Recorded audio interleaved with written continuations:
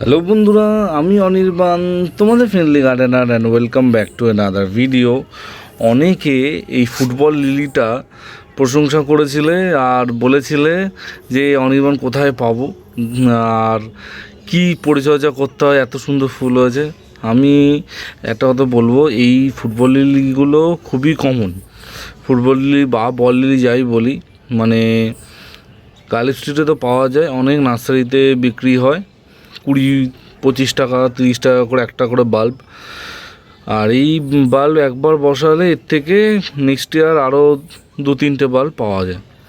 কোনো পরিচর্যা লাগে না, একদম নর্মাল ওয়েল ড্রেন সয়েলে বসালেই এই গাছে ফুল হয়। তেমন কোনো কিচ্ছু নেই যেটা আলাদা করে মানে কিছু বলতে হবে, ঠিক আছে? মানে গাছটা এত সুন্দর হয়েছে, ফুল পুরো ফুটেছে, এর থেকেও সুন্দর হয়।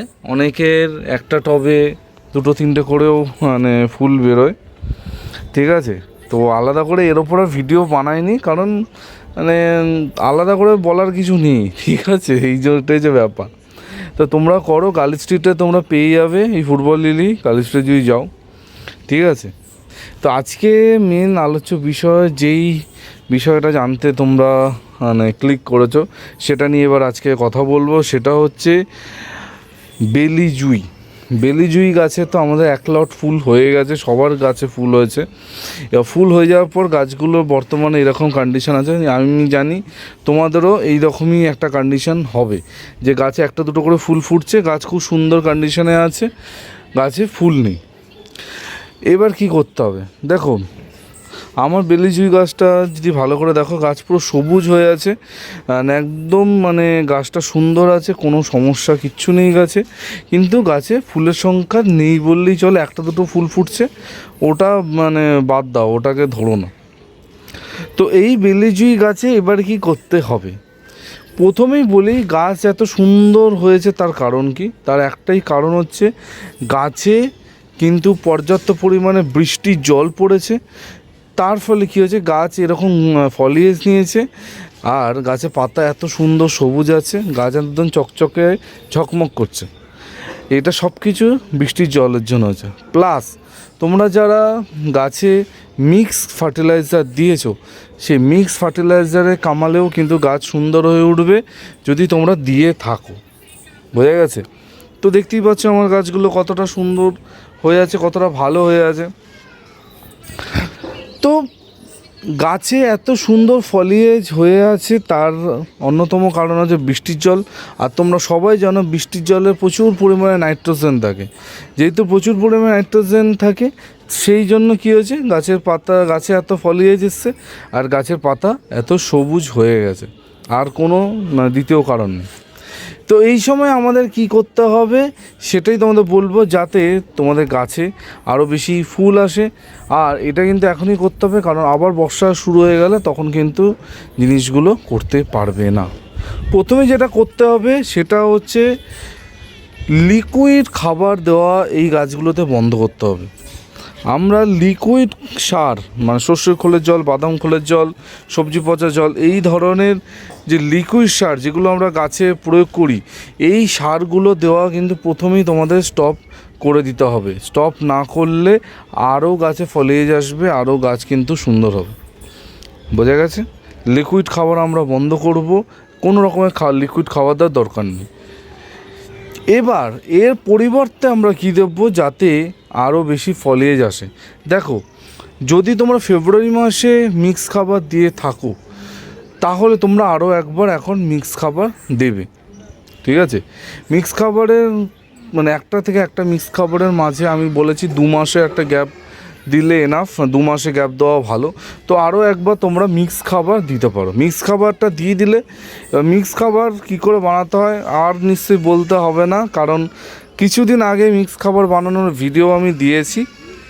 আশা করছি সেই ভিডিও তোমরা দেখেছো, ওপরে আই বাটনে দেখো, সেই ভিডিও লিঙ্কটা ট্যাগ করে দিচ্ছি।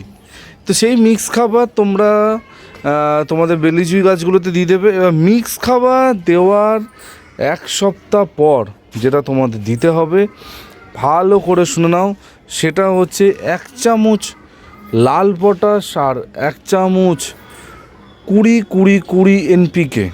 মানে ব্যালেন্স এনপিকে 20-20 জায়গার থাকলে 19-19-19 বা 18-18 ব্যবহার করতে পারো। 1 চামচ 20-20-20 এনপিকে বা ব্যালেন্স এনপিকে আর 1 চামচ লাল পটাশ মিক্স করে সেই মিশ্রণ থেকে যেটা হবে সেখান থেকে 1 চামচ নিয়ে তোমরা গাছের চারদিকে গোল করে দিয়ে জল দিয়ে দেবে। এটা কিন্তু মিক্স খাবার দেওয়ার 1 সপ্তাহ পর। এবার কেউ যদি ধরো কিছুদিন আগে মিক্স খাবার দিয়েছো, 10 দিন আগে মিক্স খাবার দিয়েছো বা 15 দিন আগে মিক্স খাবার দিয়েছো, তাহলে তাদের আর নতুন করে মিক্স খাবার দেওয়ার প্রয়োজন নেই। তারা শুধু 1 চামচ এনপিকে 1 চামচ লাল পটাশ একসাথে মিশিয়ে সেই মিশ্রণ থেকে 1 চামচ নিয়ে টবে চারদিকে গোল করে দিয়ে জল দিয়ে দেবে। আর কন্টিনিউয়াসলি 3 দিন পর পর জল দেবে। যদি তোমাদের এলাকায় যদি বৃষ্টি হয় তাহলে পরপর 3 দিন জল দেওয়া দরকার নেই, কোনো প্রয়োজন হবে না, ঠিক আছে? বৃষ্টির জলে এনাফ। তো এই যে 20-20-20 আর লাল পটাশ যেটা দেওয়া হবে, এতে কি হবে, তোমাদের গাছে পটাশের পরিমাণ বাড়বে। আর গাছে যেই পটাশটা বাড়বে সঙ্গে সঙ্গে কী হবে, গাছে একটা ফুল আসার প্রবণতা তৈরি হবে, পটাশটা দিলেই হবে। এবার একটা প্রশ্ন অনেকে নিশ্চয়ই করবে যে অনির্বাণ, আমি গাছে কেমিক্যাল খাবার ডাইরেক্ট মাটিতে দিতে চাই না, তাহলে কি করব? দেখো, যদি তোমার মনে হয় যে তুমি ডাইরেক্ট মাটিতে কেমিক্যাল খাবার দিতে চাও না বা দেবে না, তাহলে তোমরা করতে পারো 0050 বা 13-0-45, যে কোনো একটা 0050 বা 13-0-45 তোমরা গাছে প্রতি সপ্তাহে একবার 1 গ্রাম 1 লিটার জলে মিশিয়ে গাছে স্প্রে করতে পারো, এটা করতে পারো।